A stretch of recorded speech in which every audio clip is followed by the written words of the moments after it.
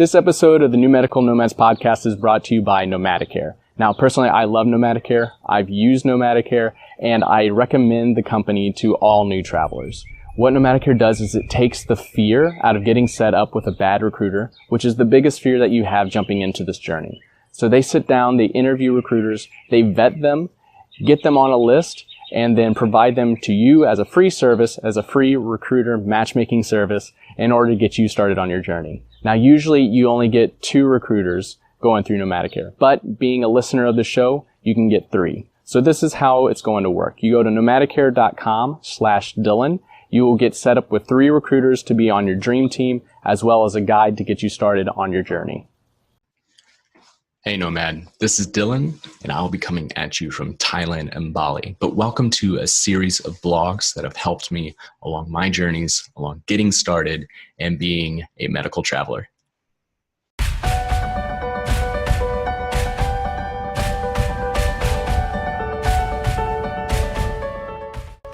Hello everyone, and welcome to another episode of the New Medical Nomads podcast. I am your host, Dr. Dylan Callier. Thank you for joining another episode of the Blogger series, where I am reading blogs that have really impacted me that I thought were worth repeating on the show and bringing to the listeners while I am off on my milestone of a journey outside the country. So here we go. The next one is 11 Reasons Why You Need to Be a Travel PT and 1 Reason Why Not by PTadventures.com. I'm actually going to make sure, because there are 2 bloggers on this page. There's Steve Stockhausen and there's Ellen Stockhausen, and Stephen wrote this one. So without further ado, we will get into this. And of course, for allied professionals, we read a lot of blogs about the travel industry that are specifically directed towards nurses. And if you're a nurse listening to this, it doesn't mean that a lot of the same principles apply to you. It just depends on the blogger and who they're trying to reach for their niche. So a lot of the information goes for both. Most information, everything in this will go for both.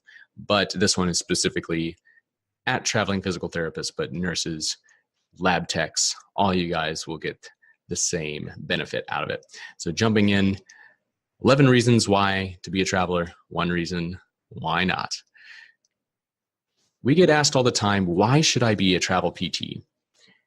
In our typical fashion, here's our not so short answer to the question. Here are 11 reasons why you need to be a travel PT and 1 reason why not.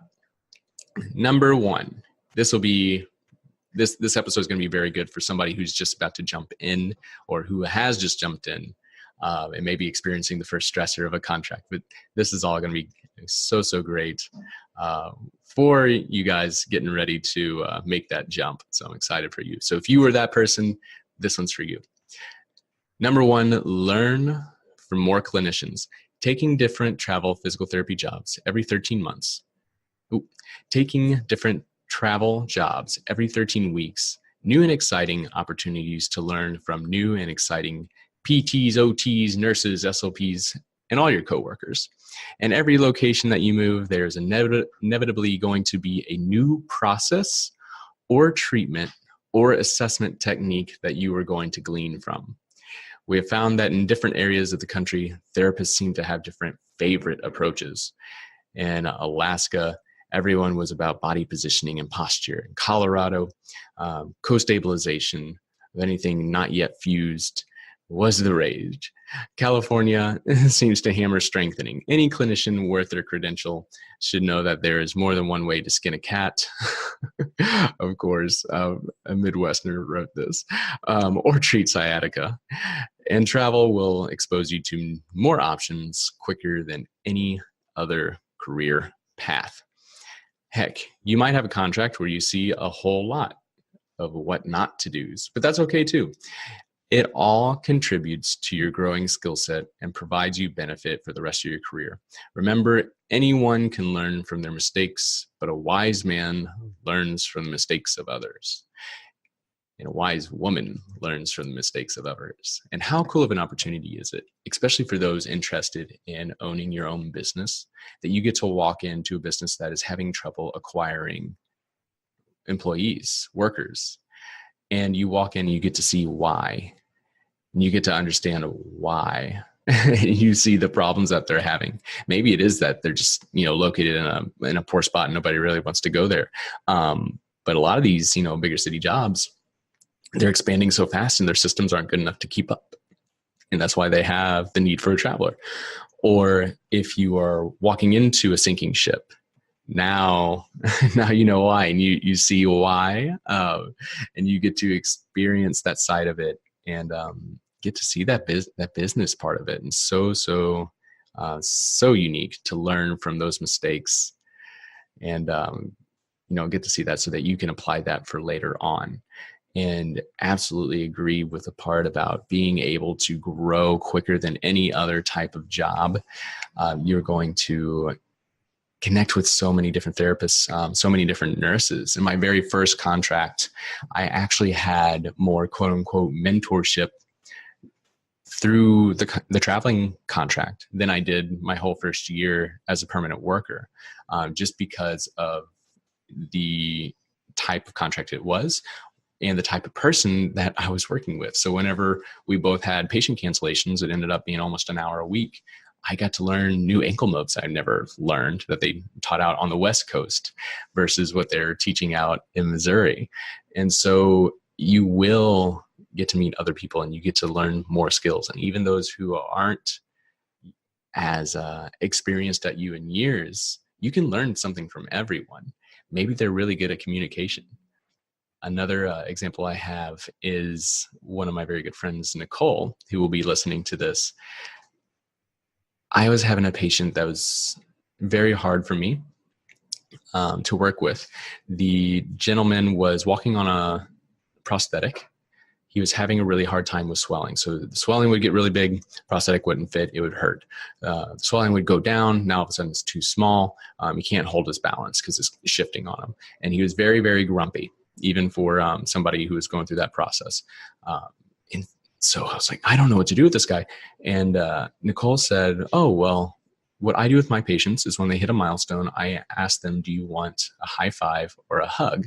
And for those that know me, I'm not much of a hugger, especially when I started out. I do hug my patients now. And of course, hug all my listeners when I see you guys, because I feel like I know you so much through the interwebs, through the internets. And so with this guy, we were walking. It was the first day that he was able to walk on his own. Finally, it was a good day. The prosthetic fit just right for him to walk. And so he had the cane in hand and he was walking all the way the length of the gym and then walked all the way back. And this grumpy guy that I had been dealing with the whole time, telling him to keep his chin up, telling him to keep going at it. He will get it. This is part of the natural process. He was so smiley. He was, emotional. There was, tears starting to come to the eyes. And I asked him if he wanted a high five or a hug. And this guy gave me the biggest hug that I've ever received from a patient. And so that is a very good story. That is a story that has impacted the way I practice and the way I approach patients. And, you can learn something from everyone, even if they're, not as experienced with you, as far out of school as you, in a different profession. Communication is such a big thing for me. And so I was so very thankful for Nicole for that little lesson. But the second reason to be a traveler, live in cooler places. Home sweet home, sort of. But how sweet would it be if Homes was literally anywhere in the country? Oh, and it could be changed at the slightest of whims, as long as that whim occurs after the initial 13 weeks. As two former Ohioans ourselves, we never could have imagined living in the places we have. Seeing the Golden Gate Bridge from our kitchen window, being able to backcountry ski 10 minutes down the road, living a block and a half from a private beach, date nights at incredible restaurants within walking distance, or salmon fishing under a midnight sun after a full day of work. We feel so fortunate that we have stumbled upon this career, but what is even cooler is that every traveler we meet feels the same way. Maybe we just choose great spots, but that right there is the beauty of it. We get to choose. So even though you don't know where you're going to be in 2 months, it's 100% for your choice. And on the ptadventures.com page, Steve, there's a photo of them in Alaska and standing by a plane. It's just like so cool stories that only happen to a traveler. And when you get into this, for those who are into this, you have your own stories. And that's one of my favorite questions to ask on the show is, what is your favorite travel story? So if you don't have one yet, think of one, because I want you to tell that to every single person you meet and every person that's thinking about travel, because if they have the itch, they should do it. Number 3, pay off student loans.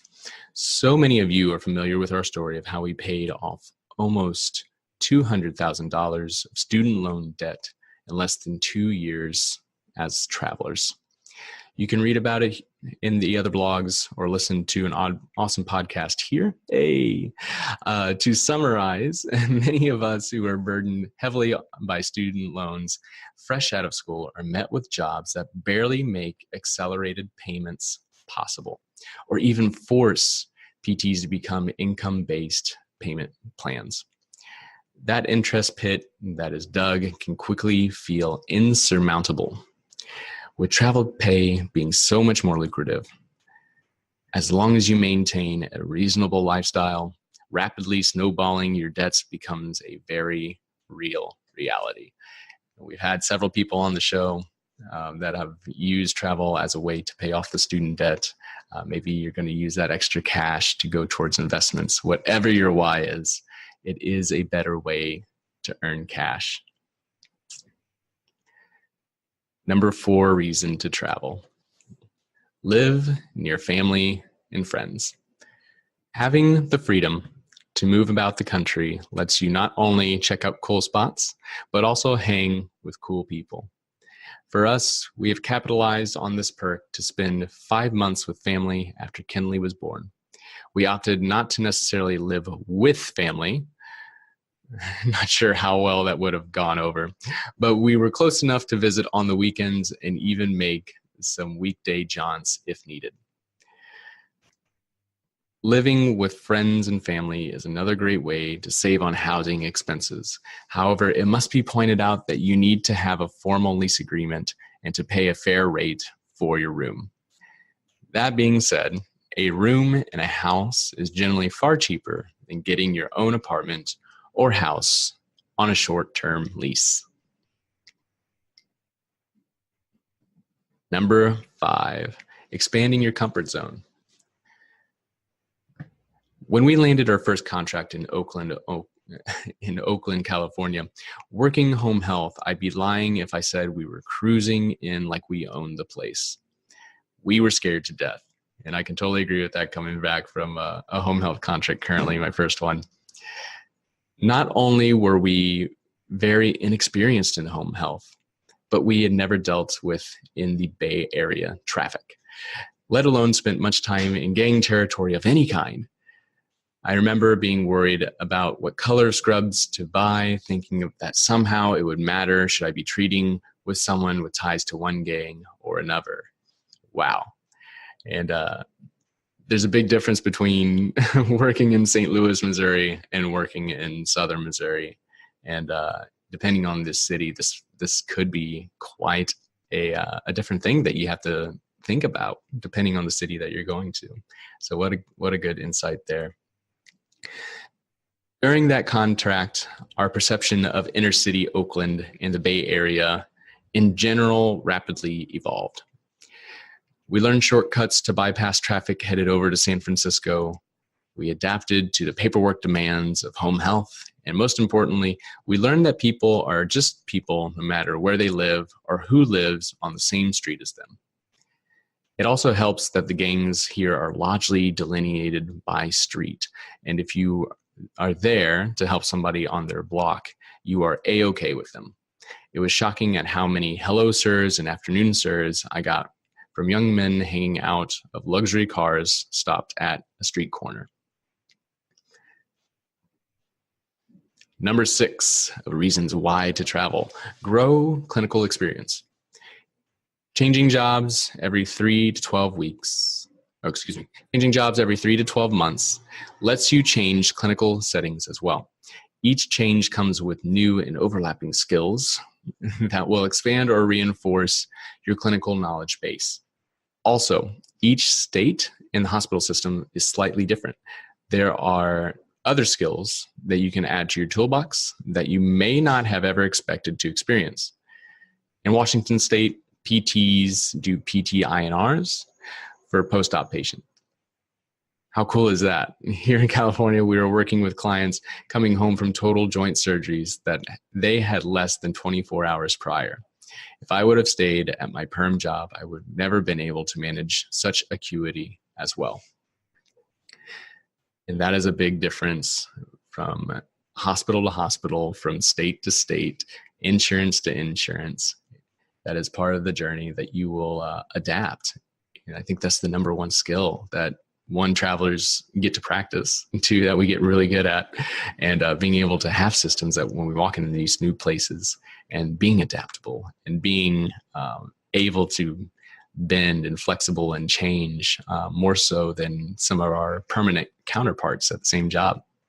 Many PTs falsely believe that travel PT is where your clinical skills go to die. This simply is not the case. I know far more deadbeat outpatient orthotherapists who have intentionally not learned anything since PT school than I do travelers who have done the same. Your career is what you make of it. Travel PT can be a springboard to new ideas and a new direction in your professional life, and it sure has for us. I think one of the great things about travel, and something that it forces travelers to be, is you can no longer rely on the facility in order for your education. You can no longer rely on the facility to provide that mentorship. And other than the orientation that you talk about during the interview process, you can't expect it. And so you have to go out of your way, and you have to find those CEU courses that are going to be impactful, that are going to be the best bang for your buck. You have to go out and find groups that are online, that are going to challenge you clinically, that are going to keep your skills updated, that you're going to be able to continue to grow as a clinician. And you will continue to grow as a clinician, as a traveler, just through the experiences of others. But you have to be able to independently find those resources as well. And that is by the nature of travel. Not something that you can really get by and not do. And so that's a really cool thing as well, is that it forces you to be independent and resourceful, where some permanent clinicians might only bank on the opportunities that their employers present. And so we get the choice of, oh, maybe I'm going to go to the national conference. Maybe I'm going to go to TravCon, where we get CEUs for the travelers. Maybe I'm going to take this online course. Maybe I'm going to use MedBridge to knock out these last little things, so I can take more business courses and marketing courses for my business in the future. Number 7, make friends all across the country. So this is quite easily one of the coolest and least discussed benefits of travel. We feel incredibly fortunate to have met the people that we have met and made lasting relationships that extend across age gaps and thousands of miles. The freedom of not knowing anyone in a new town can be overwhelming at first. But once you realize that you're not tied down by friendly obligations to old friends, not that these are bad things, you have the liberty to go out and to do something different and to meet new people. This is something I compare to going to maybe a party, more so conferences in my case, where you go to a conference and you don't know anyone. You are forced to be very social and go out and talk to everyone. And it's much easier for me. But if I know even just one person at the conference, I have more conversations with that person I'm comfortable with, so I don't meet as many people. Number 8, travel the world. I feel funny writing this one because we have yet to make this one a reality, unless you count a few trips north and south of the border for skiing and beaching. We have yet to make it far from old America. However, when we started traveling, it was our grand plan to do so, if the kid hadn't dropped in on us early. And we have many, many, many friends who consistently travel the world. As I described above, since you're making more money than ever and working a job that can end essentially at any point you wish, as long as it is written in the contract ahead of time, there's tremendous freedom to explore the world. Most travel PTs who go internationally do so for vacation and not work. They work high-paying contracts for however long they need to save up for their trip. Then they go. It's simple as that. No obligations back home. No patient list that they need to manage. Just a plane ticket and some awesome travel plans. And awesome reading that, just getting ready for my own big travel journey here. Shoot, in a few days. Oh my goodness, it's so close. And it cost me less than $500 to get a plane ticket to go halfway across the world. Like, what a cool time to be alive. How cool is that? Less than, definitely less than what I was paying for rent in Silicon Valley to be able to go and do this. Number 9, avoiding burnout. We all know how the story goes. Bright-eyed new grad, eager to join the workforce, dives into an outpatient ortho job where they are stunned to find available. Undeterred by the mini mountain of student loan debt behind them, that is quote-unquote good debt as we're taught to believe, and the less than overwhelming pay ahead, they happily dive in headfirst to their first permanent job, determined to make the best of it. Then the productivity standards kick in. Documentation piles up. More aides and assistants are being utilized and less patient faces remembered. Interest on that loan's building at an alarming rate. And just when they feel that they're getting a grasp on the clinical side of their life, finances are spinning out of control. Burnout is real. It's a serious issue facing PTs. Meredith Caston, PT, originally wrote an article here about it, going into far more depth and clarity about burnout than this one does. It's really good. I've actually read this one. It's very, very, very good on burnout. And then later built an entire website dedicated to PTs so burnt out by clinical life that they are searching for other ways to put that 6-figure, 3-letter degree to work. Travel PT does not fall on her list of jobs on the website, given that it is still clinical, but is mentioned in the original article as a legitimate remedy to the burnout cycle. For all of the reasons mentioned before and to come, travel PT, traveling, is often the perfect blend of rewarding clinical work and exciting, lucrative lifestyle. Number 10 on reasons to travel. Write a bigger story. When I was an undergrad, my dream for my future was as follows. Live in a quaint suburb of a mid-sized Midwest city. Wife, couple kids, and a dog, of course. I'd coach the local soccer team, watch college football every Saturday, and pro every Sunday. And on non-football weekends, I would work on the house and the white picket fenced yard. And this is no joke. I'm actually going to match Steve's here.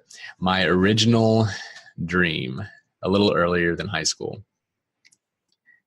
Stay in my small town. I romanticized the idea of dying and being born in the same town. So going from my small town, being a construction worker, like all my uncles, all my dads, of my dad and all of my uncles, I wanted to work construction. And luckily I was told that you need to use your smarts and not your body. And so went elsewhere. But yeah, I was planning on just being in the same small town of 2,000 people. I mentioned before, my family's been there for, almost 200 years. And nobody's ever left. So it was very, very big task and very daunting for me to go out. So flash forward to my current reality, traveling all over the country with my crazy wife, 2 crazy dogs, and what is turning out to be a pretty crazy little girl. We backpack at 10,000 feet and drive 6,000 miles just for a birthday party. I treat patients who look and talk and act nothing like me, and I get to share part of their life with them. Oh, and I get to share some of this stuff with you all too. Life is so much bigger than I imagined. The people and the places and the experiences that are thrust upon you through traveling create the perfect characters and setting and plot lines to choose your own adventure tale. I'm such a sucker for the storyline references and being able to write your own books and have your own story and being the penmanship and being the captain of your soul. And I think that's the final line in Invictus, a very good poem, being the captain of your soul. Number 11. Number 11 of reasons to travel. Travel PT needs you. Another badass clinician. The common thread that runs throughout this entire blog, all 100 or so articles, is the call to excellence. As students, we were told, falsely, by our professors that travel PT is for bad clinicians who can't hack it in permanent jobs. This is not true. When we started as travelers, we were 2 of only a few OCS's trained PTs within this realm. More and more, we are coming across others who have made the leap. Being an elite clinician is about taking pride in your work and having a love for your patients. With those 2 key attributes, doesn't matter if you are temporary or permanent, you are on the path to being elite PT,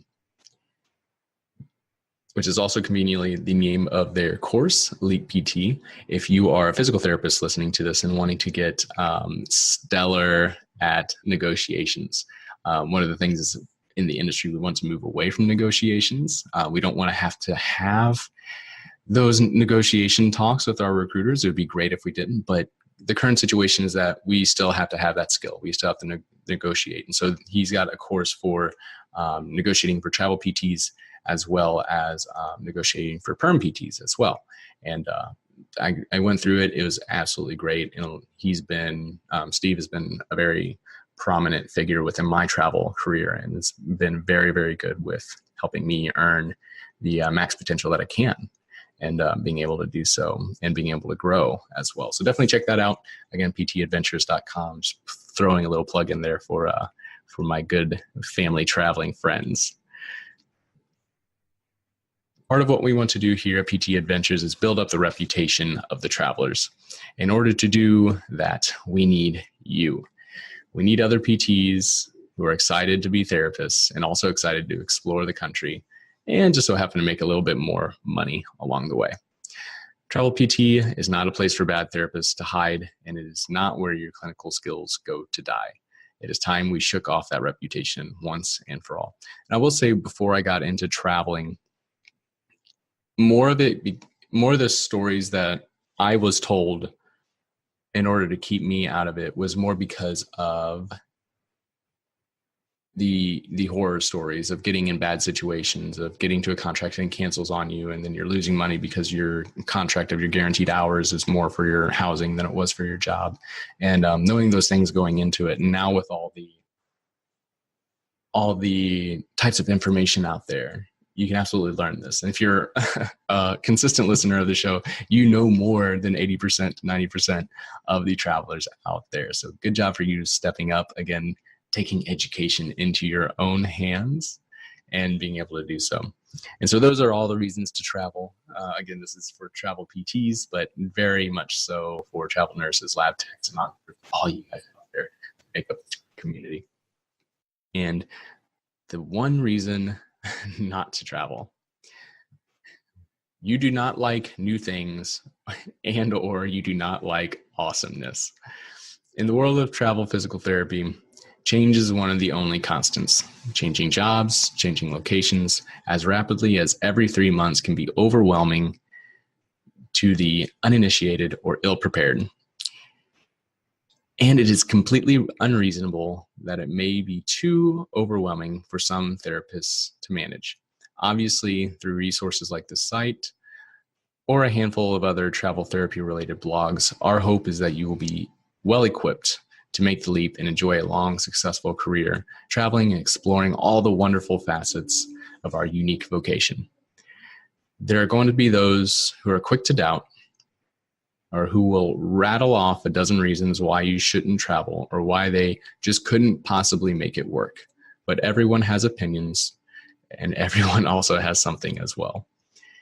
And for those that aren't familiar with PT Adventures, Steve and Ellen Stockhausen also travel with their little baby girl and 2 crazy dogs, and they are highly inspirational for me. I always used to think that travel was a single girls game or a single guys game. And then I met great couples that are making it work. And now I've met great families that are making it work.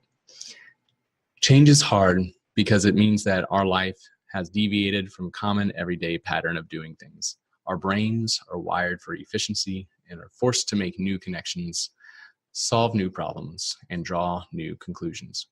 It is energy costly for our brains to do so, to have the process of all these new inputs and create new synapses to connect and reinforce.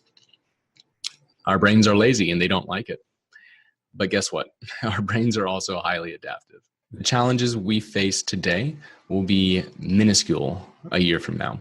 Just think about how hard freshman year was, when you had this from that first weed out course and had never been forced to study, like real study, grad school study before. Then flash forward to graduate school, sitting in advanced pathophysiology, brain overflowing and drool oozing out of the side of your mouth as the professor expounds on some obscure cytokine and how it impacts the phagocytotic process. Longing for the good old days of that very same class that plagued you in your undergrad. You have adapted and you have grown. Tackling the challenge of the change involved in travel therapy is a growth and development process. We thought it was hard at first, then it wasn't. We thought adding a second dog along the way was hard at first, and then it wasn't. Now we travel with our little girl, tackling challenges along the way. And every day it gets easier, not because we are so unique, but because our brains can adapt, just like yours. And I will say, as you travel, you will get more and more systems along the way, along the personal journey, along the professional journey, being able to bounce around between different outpatient clinics. Much easier now that I'm in home health. Now I have my own systems for home health. Bouncing with your habits from spot to spot about the workouts you're going to do, about the type of food that you're going to eat. All that gets easier with time. And the biggest challenge for me every day is getting out of bed. And I know that getting started with any task is always what takes the most energy. This podcast took me about 3 months to start. Once it got going, it's been going for over a year. So getting started is always the hardest part. Momentum, whatever kind of inertia reference you want to make from that, for all my fellow nerd listeners out there, we're all nerds here, that the energy it takes to get moving is much higher than the energy to keep moving. And that's also why it's hard to get out of a permanent position. So if you are a new grad listening to this, if this is one of the first episodes that you've listened to, again, I think this is one that's going to be good for somebody just about to jump in. The ability to travel right after school. Nurses, you don't have this ability. Sonographers, you don't have this ability. It's strictly for therapists. If you have the ability to travel as a new grad, it is going to be easier for you to travel as a new grad than it will be to take a job for a year and then travel, because you're already used to being away from home. You're already used to being away on clinicals. Now to go and to travel, it's going to be much easier.